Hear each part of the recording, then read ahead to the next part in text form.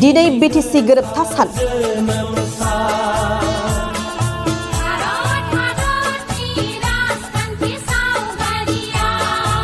थांनाय 2003 इं मायथाइनि 10 फेब्रुवारि थामहिनबा दिनैनि सानावनो हाग्रामा महिलारिनि दैदेननायाव बै समनि बर'नि बिग्रायारि हान्जा बिएलटिआ आसाम सरकार आरो भारत सरकारजों बिटिसि गोरोबथाखौ खालामदोंमोन।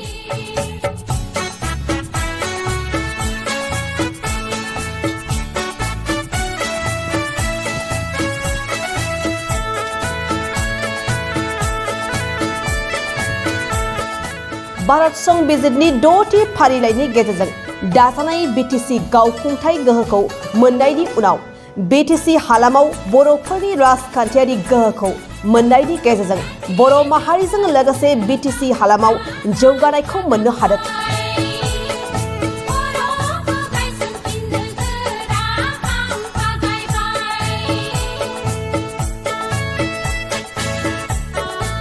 बिटिसि गोरोबथा खालामनायनिफ्राय बिटिसि सरकारा बोसोरफ्रोमबो 10 फेब्रुवारिखौ बड'लेण्ड सान महरै फालिबोबाय थादों।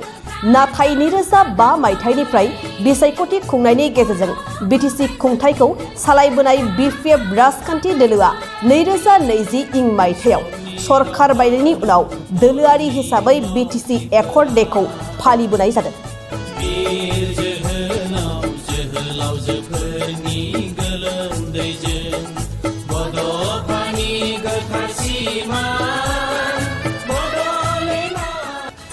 सिगां बोसोरफोराव फालिबोनाय बायदिनो दिनैबो बिपिएफ दोलोआ बिटिसि एकर्ड डेखौ फालिनाय जादों।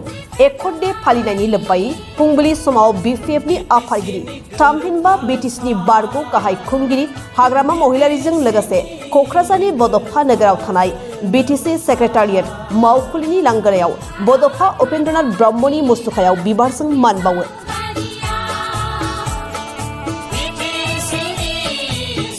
बेनि उनाव देबोरगावआव थानाय बड'लेण्ड मार्टियर सेमेटारियाव माहारियारि फिरफिला बिरहोनानै आलादा बड'लेण्ड रायजो सोमावसारनायाव गाव गावनि बेसेन गोसा जिउखौ बावसोमनानै मुंख्लं जालांनाय गेदेमा मुंख्लंफोरनि खाम्फायाव बिबार बावो।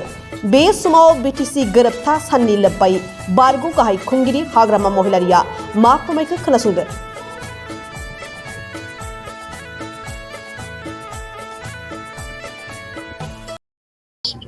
बड'लेण्ड सुक्तिनि दिन बड'लेण्ड डे बेखौ जोङो बोसोरफ्रामबो फालिबोबाय थादों। 22 बोसोर जाबाय आरो बेवहाय जोंहा सुक्तिखारि हिसाबै जोङो बे बड'लेण्ड डेखौ अबजार्भ खालामनाया जोंनि दायथ' आरो आं सानो बेखौ बयबो फालिनाया मोजां मानोना जोङो बे सुक्तिनि दारैनो बिटिसिनि जेसेबां जाथि जनगोष्ठि दङ बयबो एफा एफाबाबो मुलाम्फा मोनदों आरो जोङो गसंथानो हादों। माने इनफ्रास्ट्राक्चारनिफ्राय आरम्भ खालामनानै बा इडुकेसननिफ्राय आरम्भ खालामनानै जेखि जाया बिथिङावनो जोङो एसेबाबो जोङो जौगाहोनो हादों आरो जौगाहोनो हालांगोन होननानै आंहा मिजिं दङ। खिन्थु दिनैनि दिनाव जाय इउपिपिएलआ सरकार सालायगासिनो दं बे बिटिसि सुक्तिनि एखे क्षमताजों जाय क्षमताखौ लानानै सालायबोदों बे एखे क्षमताखौ लानानैनो दिनै प्रमद बर'आ सालायगासिनो दं। खिन्थु बियो दिनै बिटिसि सुक्तिखौ सनमान होनो रोङाखिसै बियो जोंनि थाखाय दुर्भाग्यजनक। इउपिपिएलनि रावबो सोद्रोमा बा इउपिपिएल पार्टिनि रावबो मानसिया दिनै बे बिटिसि सुक्तिखौ अनार होआखै। सार मुंख्लं न'खरफोरनो जोङो आगोलाव रिहाबिलिटेसन होबोबाय, सोरनिबा साख्रि होबोदों, सोरनिबा एसे एनै रां मदद होबोदों। बे जाबोबाय, आरोबाव जाबावगोन आरोबाव खालामबावगोन जोङो। बिटिसि आरो बिटिआर एकर्डनि गेजेराव सारनि मोनदांथियाव माबायदि डिफारेन्स? बिटिआर एकर्डआ जिर', बियो सुक्ति नङा, बियो मोनसे एग्रिमेन्टसो। बियो जोंनि बायदि मोनसे सुक्ति जायाखै, एकर्ड जायाखै। बियो मोनसे एग्रिमेन्ट। नोंजों आंजों हा बन्दक होलायनायाव, हा बायलायनायाव जेरै एग्रिमेन्ट जायो बेबायदिसो बियो, बेहाय जेबो गैया। बिटिसि खुंथायाव फैफिनगोनखौ मिजिंथिदों। बिटिसि खुंथायाव फैफिननांगौआथ' रायजो राजाफोरनि सायाव निर्भर खालामगोन। जोंथ' दिनै प्रमद बर'आदि जेबो मावनो हायाखै, जिर', बे खोथाखौ जोङो रायजोफोरनि सिगाङाव बुंगासिनो दं। जेबो खामानि मावाखै आरो मावनोबो गोसो गैया। मावनो गोसो थायोब्ला मावनो हायो, मावनो गोसोआनो गैखाया बोरै मावनो हानो। खुंथायाव फैफिनोब्ला नोंथांनि ओरैबायदि मा खामानि मावगोन जाय नोंथाङा भिजन मिसन हिसाबै आजावो?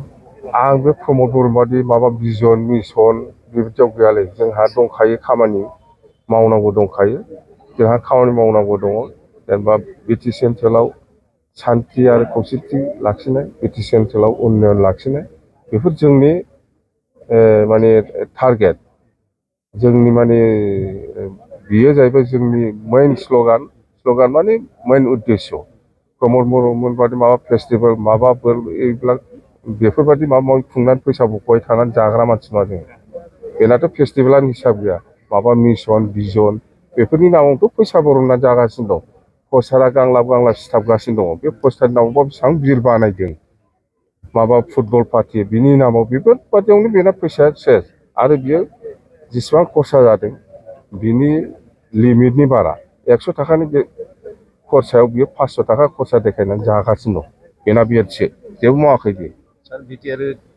बिटिआर गोरोबथाखौ गोजोन गोरोबथा होनना बुङो बे गोजोन गोरोबथा मा गोजोन माथो एक्सट्रिमिस्टआनो गोदान दालागासिनो मा गोजोन फैदों बे एनडिएफबि जायफोर सुक्तिखारि लिडारफोर आरो जायफोर केडारफोर बिथांमोनाव सोंबानो जाबाय ना बिथांमोना मा मोनदों मा गोजोननाय फैदों एनडिएफबिनि केडार लिडारफोरनाव सोंदो बिथांमोना बे सुक्तिनि दारै मा रिहाबिलिटेसन जादों मा मोनदों दिनैसिमबो केसआव दङ केस सोलिगासिनो दं दिनैसिमबो जेलाव दङ बबे सुक्तियाव नुफेरा सुक्ति खालामखांनायनि उनाव मानसिया जेलाव थायो बबे सुक्तियाव नुफेराखै बबे दुनियाव बबे सुक्तियाव नुफेरा सुक्ति खालामनायनि उनाव मानसिया जेलाव थायो जोंथ' बेबायदि नुफेराखै आल्फाखौ नुवाखै सुक्तिनि सिगां बिसोर आल'सना पन्थी आल्फानि जेसेबां जेलाव दं बिसोर गासिबो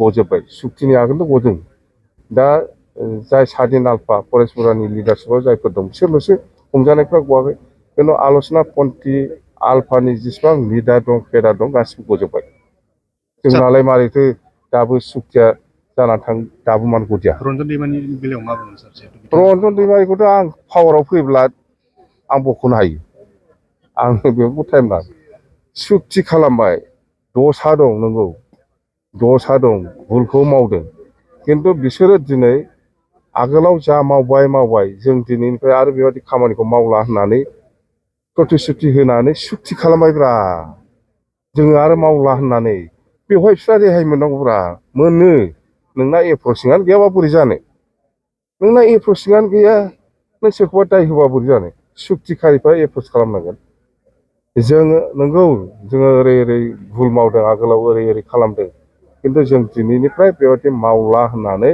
प्रतिश्रुति होनानै सुक्ति खालामबाय बिनि उनाव मा थाखो आंहाबोथ' भुल दंमोन आंबोथ' बेबायदि खामानि मावला होननानै सुक्ति खालामदों बिनि थाखायथ' जेलनिफ्राय आंबो गदों केसाबो जोबदों दिनै आल्फा आल'सना पन्थी आल्फानि लिडारफ्रा जों आगोलाव जा मावबाय आरोबाव जों गोदानै बेबायदि मावफिनला जोङो सान्थि थानो लुबैयो होननानै बिथांमोनाबो सुक्ति खालामबाय बिनि थाखायनो जेलनिफ्राय गजोब्बाय आथिखालाव सरकाराव थानाय दैदेनगिरिफोरा बिथांनि सिगाङाव माबाफोर गिनाय सोर आथिखालनि जिथु सरकाराव थानाय दैदेनगिरिफोर सोर दैदेनगिरि प्रमद खोथाखौलाय आं मा बुंबावनो बेहालाय गावनि सिखाव फैसा हाबबाय थाबानो जायो